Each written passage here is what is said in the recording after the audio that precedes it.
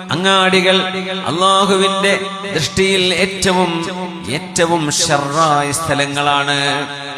നമ്മളാണെങ്കിലോ shopping മാളുകളിലേക്ക് ഓടും, അല്ലേ?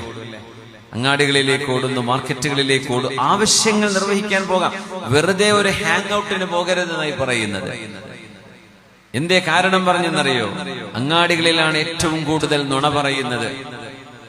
Duplicate സാധനം കൊണ്ടുവന്നത് ഒറിജിനലാന്ന് പറയും. ഈ സാധനത്തിന് ഇത്ര ക്വാളിറ്റി ഉണ്ടെന്ന് പറയും.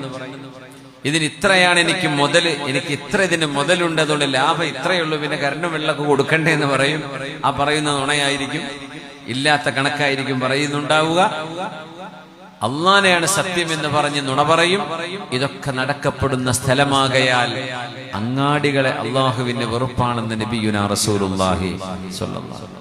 അതുകൊണ്ടാണ് ലാ ഇലാഹ ഇല്ലല്ലാഹ് വഹ്ദഹു ലാ ശരീക ലഹ്. അങ്ങാടിയിലേക്ക് കയറുമ്പോ ലാ ഇലാഹ ഇല്ലല്ലാഹ് വഹ്ദഹു ലാ ശരീക ലഹ് ലഹുൽ മുൽക്കു വലഹുൽ ഹംദു യുഹ്യി വയുമീതു വഹുവ ഹയ്യുൻ ലാ യമൂതു ബിയദിഹിൽ ഖൈർ വഹുവ അലാ കുല്ലി ഷൈഇൻ ഖദീർ എന്നൊരു മനുഷ്യൻ ചൊല്ലിയാൽ ആ മനുഷ്യന് 10 ലക്ഷം ഹസനത്തുകൾ അല്ലാഹു നൽകുമെന്ന് നബിയുനാ റസൂലുള്ളാഹി സ്വല്ലല്ലാഹു അലൈഹി വസല്ലം. അങ്ങാടി കയറുമ്പോ, ഒരു ഷോപ്പ് കയറുമ്പോ കയറിയിട്ട് ചെല്ലണമെന്നില്ല, കയറുന്നതിന് മുമ്പങ്ങ് ചൊല്ലിക്കയറാം. ലാ ഇലാഹ ഇല്ലല്ലാഹ് വഹ്ദഹു ലാ ശരീക ലഹ് ലഹുൽ മുൽക്കു വലഹുൽ ഹംദു യുഹ്യി വയുമീതു. എന്നിട്ട് ബാക്കി ഒന്ന് ചെറിയ മാറ്റമുണ്ട്. യുഹ്യി വയുമീതു കണ്ട് വഹുവ ഹയ്യുൻ ലാ യമൂതു ബിയദിഹിൽ ഖൈർ വഹുവ അലാ കുല്ലി ഷൈഇൻ ഖദീർ. ഒറ്റ തവണ ചൊല്ലിയാൽ 10 ലക്ഷം കൂലിയാണ്.